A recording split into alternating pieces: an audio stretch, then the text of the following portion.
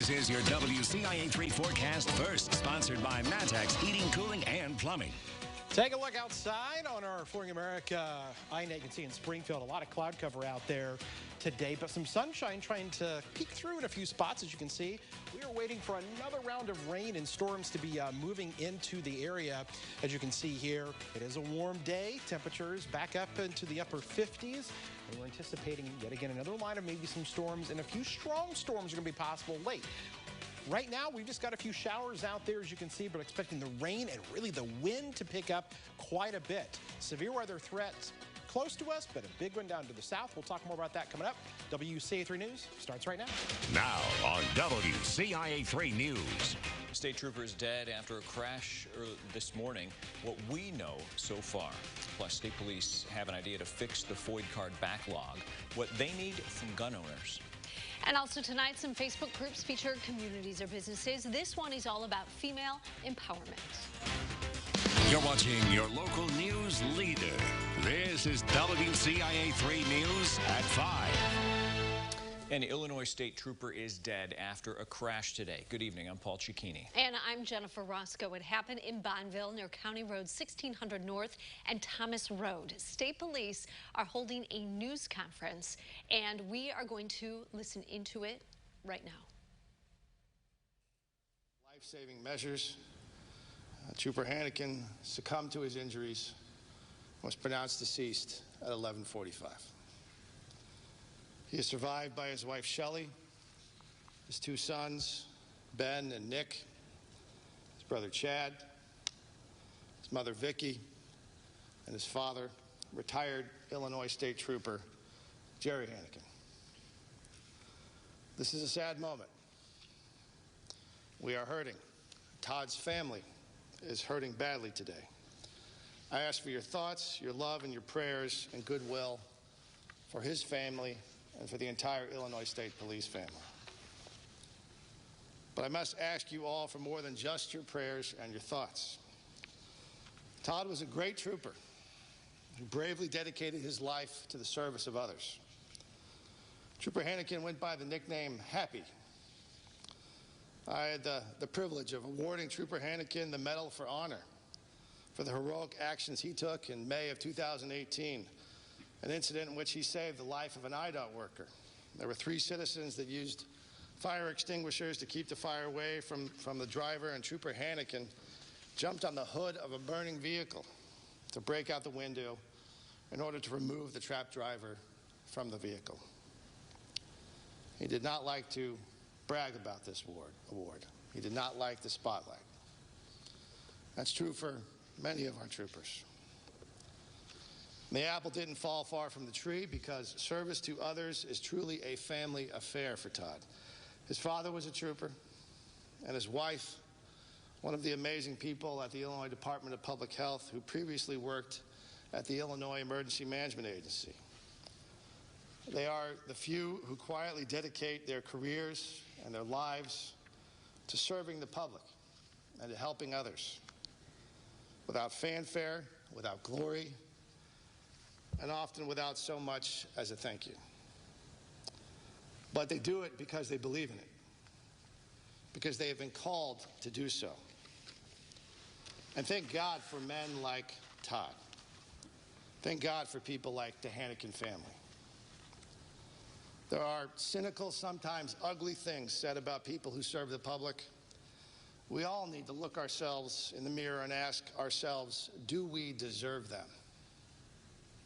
Do we deserve people like Todd? If you aren't sure, I suggest you do something about it. Respect people like Todd. Respect his family. Show love to those who serve, because love is the reason that they serve you. Our hearts are broken today, but our spirit is not. To allow our spirit to be broken, to give into the darkness around us, would be to dishonor what Todd and his family stand for. We will honor him.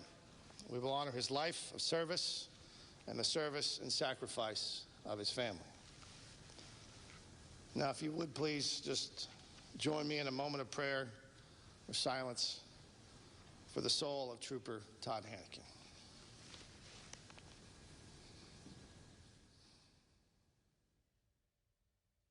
As you just heard, Trooper Todd Hanken died. That crash happened in Bonneville today. That's where we find WCIA 3's Jared Farmer. Jared, you have been out there since this morning. Describe the scene for us tonight.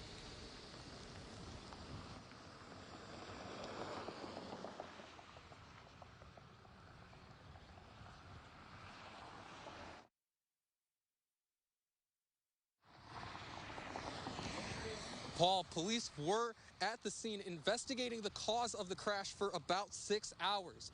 Route 10 was blocked off by about a mile on both sides. Now, several cars that were passing by had to take about a mile-long detour just to get to the other side of town. Now, we were able to see the damage to the squad car as it crashed, as well as the ambulance that was seen taking Officer Hanken away. Cleanup crews helped clear the damage later in that afternoon, and as of right now, the roads have been since cleared and those roadblocks taken off, so you can pass through Bonneville. Live in Bonneville, I'm Jared Farmer, WCIA 3, your local news leader. All right, Jared, thanks. Now, we will continue to follow this story throughout the evening. To get the most up-to-date information, you can download our WCIA 3 news app. Here's an update on the woman who died in a Gibson City parking lot. The police chief says she fell down behind her own car before someone hit her. Carol Leisure was 77. The police chief says City Clerk Carla Moxley was parked next to Leisure at the Dollar General and pulled out without seeing her on the ground. He adds they don't know why Leisure fell. We're still waiting on the final autopsy report. New at 5, a man accused of hijacking a car in Champaign in October has been arrested. 24-year-old Javon Tate was found in Chicago. Police say Tate got into a car with several people already inside with the plan to rob them. They say he held a gun to a woman's head while the passenger went inside a gas station to get money. He drove away when police got there. There's a new idea to fix the Foid card backlog in the state. It's led to months-long problems for gun owners. The latest proposed fix, though, would require those gun owners to provide their fingerprints. WCIA 3's Cole Hanken is live in our Capitol newsroom tonight. Cole, what's the trade-off there? So a gun owner would willingly provide their fingerprints, and then the Illinois State Police would never have to put them through a full renewal process for their Foid card. Instead, that Foid card would renew automatically. That's the idea floating through the legislature right now, and it actually comes directly from Illinois State Police Director Brendan Kelly. It's his way of trying to free up the Illinois State Police's resources from the massive Foid card backlog right now. Senator Dave Kaler is sponsoring the legislation in the Senate. It really is designed to take the burden away from the people that aren't the problem and put the focus on the people that really should not have guns, should not have Foid cards, and it allows the state police to do their work. Fingerprint requirements for Foid card holders has been discussed in the Capitol before, but the difference with this idea is that the fingerprints would be optional. If a gun owner refused to provide their fingerprints, then they would just go through this regular Foid card renewal process, which includes a full background check separate of any time that they would get a background check from buying a firearm. Paul? All right, Cole, thanks for the update. More to come, I imagine. Illinois State Police Director Brendan Kelly has called the Foid card renewal system antiquated. ISP spends weeks conducting background checks on people who already needed to pass the background check in order to buy the gun they are registering. The state could crack down on abusers reaching out to their victims on social media. Illinois restraining orders only apply to in-person communication. Senate Democrat Melinda Bush's plan would expand the restraining order to include all electronic contact, such as texting, email, and social media as a violation. Here's the follow-up from Paxton. A couple owed thousands from a lawsuit, still haven't seen a dime. Todd and Mark Wathen couldn't host their civil union at Timber Creek Bed and Breakfast in Ford County. The owner wouldn't allow it because they're gay. The ACLU sued and won an $80,000 judgment. The business appealed the decision and lost. Now the ACLU says the company's lawyers won't disclose its income to the courts, and they think the business has no intention of paying the fine. As for the latest on the coronavirus, nearly 2,200 new cases were announced today. 35 more people have died. That includes 3 across Douglas, Macon, and Sangamon counties. The positivity rate has increased to 3.2%. That's up slightly. As for vaccinations, more than 118,000 people got a shot yesterday. The 7-day average is currently around 101,000. More than 15% of the state is fully vaccinated. Meanwhile, more than 66% of people 65 and older have gotten at least 1 dose. The state can move to the bridge phase of the reopening when that number reaches 70%. More people will be allowed to attend this coming high school football teams or sports games in general. The Monroe Forsyth School District is inviting fully vaccinated fans to sit in the stands without buying a ticket. They have to present their CDC vaccination card and driver's license. These people will not count toward the capacity limit at outdoor or indoor events. This follows that IDPH Bridge to Phase 5 guideline Jennifer just mentioned. Many kids weren't able to see the inside of a classroom for months. Why that could be a problem for those going into kindergarten. Plus, the U of I didn't require SAT or ACT scores for false submissions. How much longer that could last.